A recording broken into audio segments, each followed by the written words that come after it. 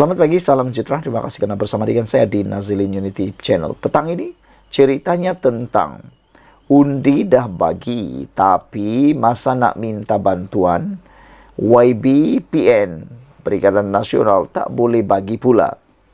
Apa cerita?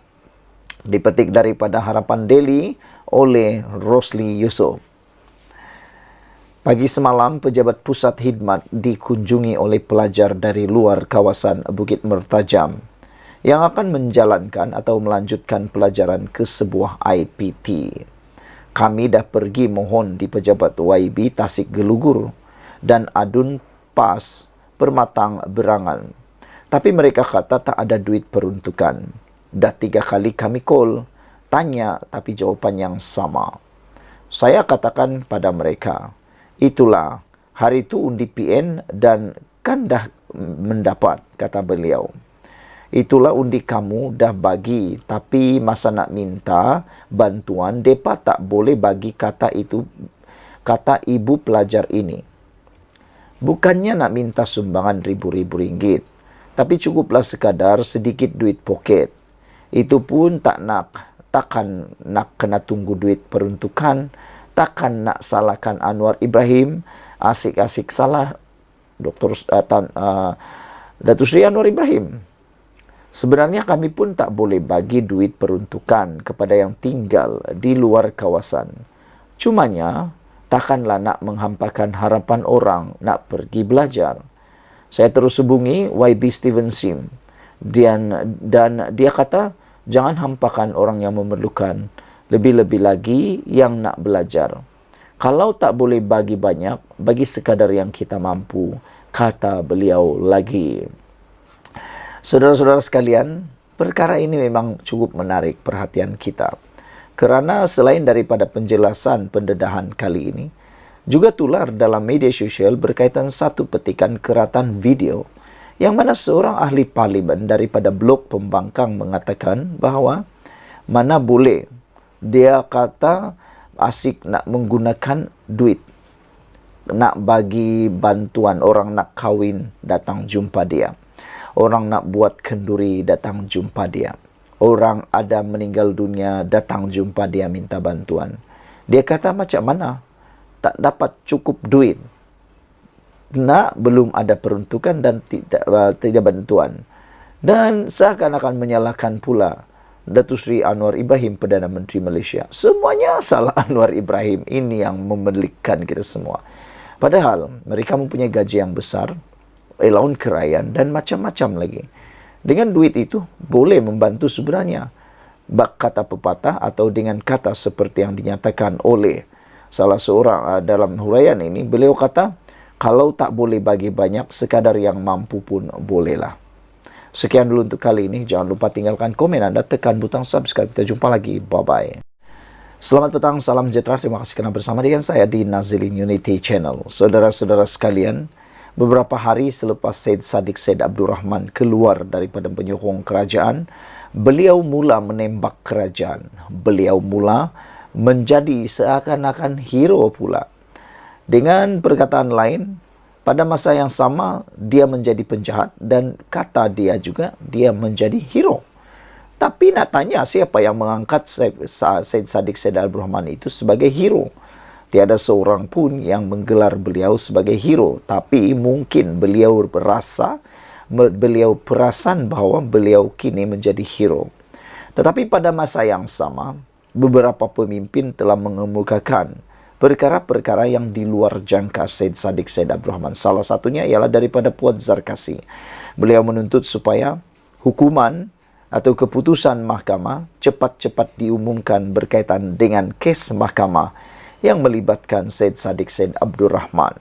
Dan yang terbaru, Menteri Pendidikan mengatakan beliau menyekolahkan Syed Saddiq Syed Abdul Rahman dengan kenyataan jangan masuk dewan merengek-rengek beritahu dakwaan hearsay. Ini pula Menteri Pendidikan sekolahkan Syed Saddiq Syed Abdul Rahman. Menteri Pendidikan Fadilah Siddiq menegur ahli Dewan Rakyat agar tidak mengeluarkan kenyataan yang bersandarkan hearsay atau dengar cakap di parlimen.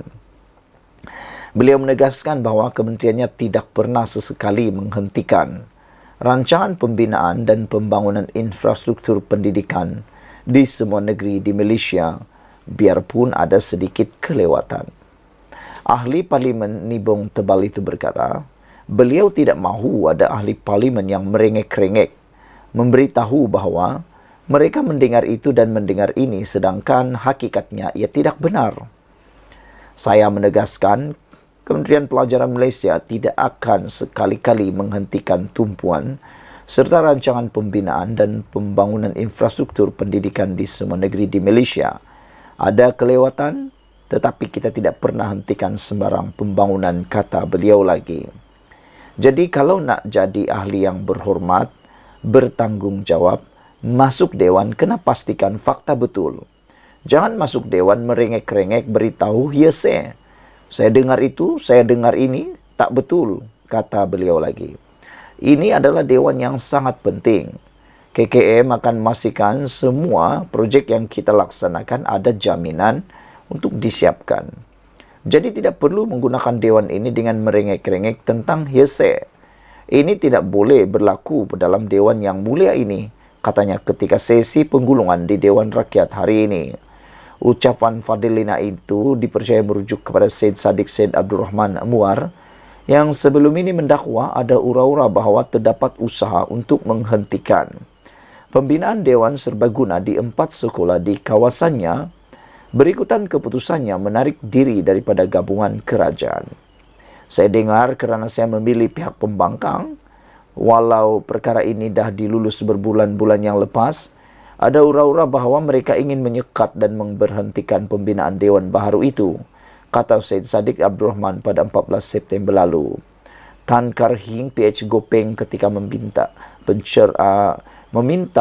pencerahan memuji jaminan kerajaan yang memberi komitmen untuk meneruskan pembinaan projek-projek pendidikan. Tidak kira latar belakang parti ahli parlimen di kawasan tersebut. Bagaimanapun beliau khawatir dengan hujah pembangkang terutama Muar yang sudah mula memainkan persepsi bahawa kerajaan memilih bulu serta tidak menjaga kawasan pembangkang.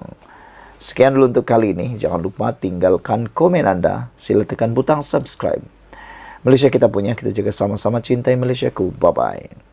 Selamat petang, salam sejahtera. Terima kasih kerana bersama dengan saya di Nazilin Unity Channel. Sanusi sendiri yang rosakkan reputasinya, kata Saifuddin Nasution Ismail. Sebelum kita teruskan ulasan kali ini, jangan lupa tinggalkan komen anda, sila tekan butang subscribe untuk mendapatkan isu-isu terkini dari channel ini, dan tekan butang subscribe itu percuma. Menteri Dalam Negeri Saifuddin Nasution Ismail berkata, reputasi Menteri Besar Kedah Muhammad Sanusi Maknor rosak berpunca daripada faktor takbir urusnya sendiri. Setiausaha Agung PKR itu berkata demikian dalam penyataan pembelaan terhadap Saman Sanusi susulan dakwaan kecurian unsur nadir bumi REE di Bukit Enggang, Sik Kedah. Sehubungan dengan reputasi Sanusi yang didakwanya telah dicemari, Saifuddin berpendapat bahawa reputasi Sanusi sudah tentunya telah dikompromi, direndahkan dan dipersenda. Walau bagaimanapun, Saifuddin berhujah bahawa kerosakan reputasi Sanusi ini bukan berpunca daripada kenyataan-kenyataan tersebut, tetapi sebaliknya berpunca daripada faktor takbir urus dan penyelewengan pentadbiran Sanusi semasa beliau menjadi Menteri Besar Kedah dan pengerusi MBI Kedah, kata defendant. Pernyataan pembelaan itu difailkan di Mahkamah Tinggi Alor pada 14 September. Saifuddin juga membangkitkan pengendalian dana sistem maklumat rekod-rekod Jalan Raya Malaysia MARIS yang didakwanya berlaku secara tidak wajar atau dengan cara yang menunjukkan kekurangan kepintaran kewangan serta isu takbir urus kontroversi berkaitan REE. Semua perkara ini menunjukkan bahawa Sanusi mungkin dianggap sebagai seorang pemimpin yang lemah, tidak mempunyai kualiti kepimpinan yang mantap seperti yang diperlukan untuk mentadbir sesebuah negeri dengan berkesan, katanya. Peguam defendant Navpreet Singh berkata, tindakan sivil itu ditetapkan untuk pengurusan kes pada 21 September. Pada 3 Ogos lalu, Sanusi menyaman Saifuddin dan menuntut ganti rugi ganti rugi teruk dan ganti rugi teladan yang jumlahnya diserahkan kepada penentuan mahkamah. Saudara-saudara sekalian, sudah lama kita tidak dengar tentang isu RII antara Saifuddin Nasution Ismail dan juga antara Sanusi Maknur. Selepas pilihan raya 6 buah negeri yang lepas, maka kita menunggu-nunggu apakah kesudahannya. Isu Lombong Nadir Bumi RII yang didakwa ada kaitan dengan Sanusi Maknur. Sekian dulu untuk kali ini. Jangan lupa tinggalkan komen Anda. Sila tekan butang subscribe.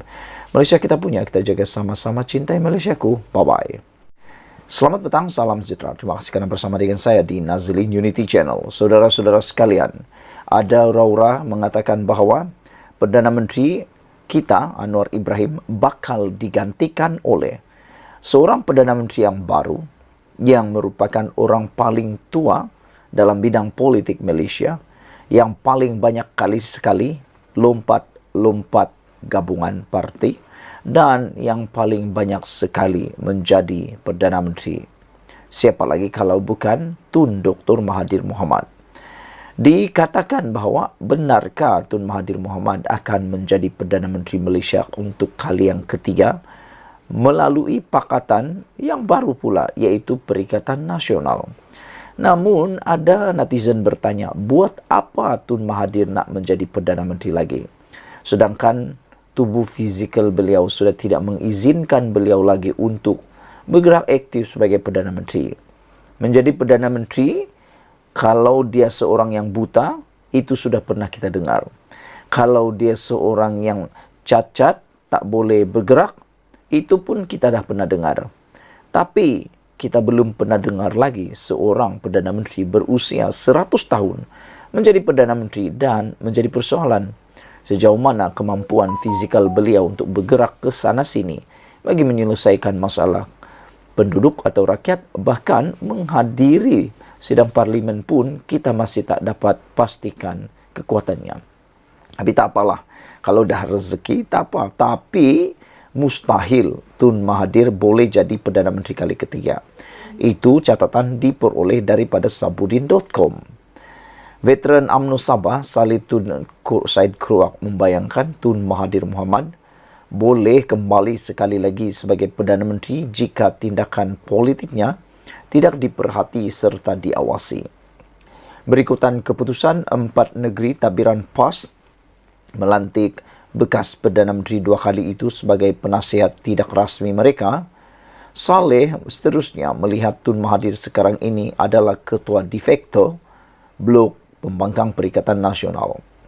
Dalam arena politik, cita-cita tiada had dan umur pula bukan menjadi penghalang. Oleh itu, jangan memandang rendah kehendak orang tua, katanya lagi. Secara mudah difahami, Saleh dalam hal ini sebenarnya ingin memberi peringatan kepada Anwar Ibrahim, PH dan UMNO agar sentiasa berjaga-jaga. Persoalan asas ialah, bolehkah Tun Mahathir Mohamad menjadi Perdana Menteri sekali lagi? Walaupun tiada perkara yang mustahil di dunia ini, tetapi daripada segi kemunasabahan dan hukum akal, terlalu sukar untuk Tun Mahathir mampu kembali ke puncak kuasa sekali lagi.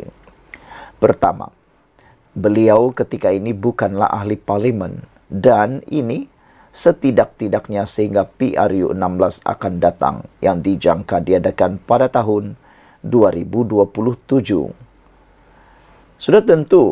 Sudah tertutupnya jalan buatnya untuk menjadi Perdana Menteri. Memberi jawatan penasihat tidak rasmi kepada 4 negeri itu hanyalah untuk PAS memanfaatkan pengalaman dan pengaruh beliau. Di samping Tun Mahathir sendiri melihat ia sebagai platform agar suaranya selepas ini lebih didengari. Menjadi penasihat tidak rasmi seumpama Perdana Menteri tidak rasmi bagi 4 buah negeri tersebut. Saudara-saudara sekalian, yang mungkin berlaku dengan kedudukan tersebut ialah pengikut dan penyokong Tun Mahathir barangkali lebih dulu terbuka peluang untuk berniaga atau mengemukakan apa-apa proposal kepada 4 negeri sebagai peluang mencari rezeki. Kedua, selagi ada Muhyiddin Yassin selaku pengerusi PN dan Hamzah Zainuddin sebagai ketua pembangkang yang merupakan 2 tokoh utama gabungan blok pembangkang, ruang untuk Tun Mahathir menguasai PN boleh dikata sentiasa tertutup.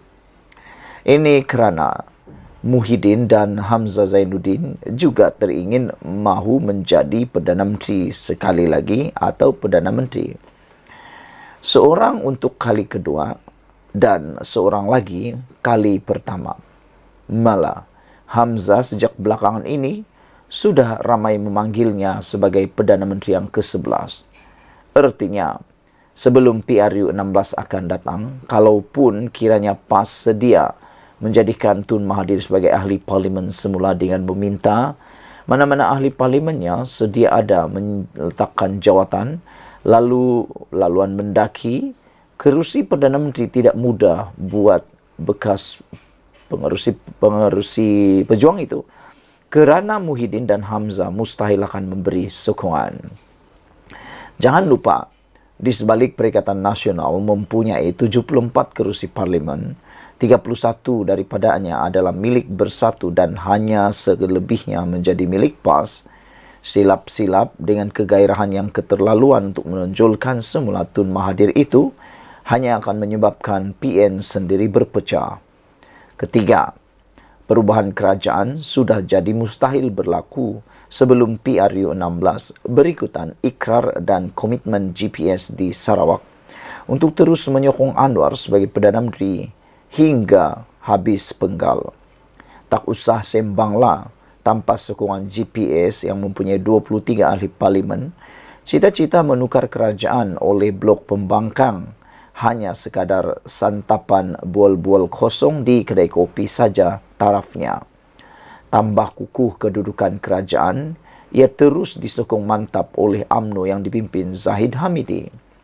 Keempat dan terakhir, detik paling dekat untuk melihat kemungkinan berlaku pertukaran kerajaan khusus kerana komitmen sokongan GPS ialah pada PRU 16 tahun 2027 akan datang. Tun Mahathir sekarang berusia 98 tahun dan 4 tahun lagi. Usianya ialah 102 tahun. Memang tidak mustahil Tun Mahathir masih ada pada tahun 2027 itu nanti. Tetapi dalam usia sebegitu, sudah tentu beliau tidak mampu lagi untuk memikul tanggungjawab yang lebih berat. Jangankan sebagai Perdana Menteri, tugas sebagai ahli parlimen pun mungkin tidak berupaya lagi dipikulnya. Kalau diletakkan juga bertanding, besar kemungkinan pengundi sendiri secara berjemaah lebih dulu menolaknya.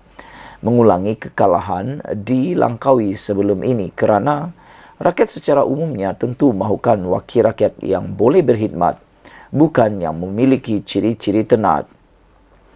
Dengan 4 sandaran di atas, mungkin dianggap terlalu takbur atau cuba mendahului takdir jika menghukum mustahil.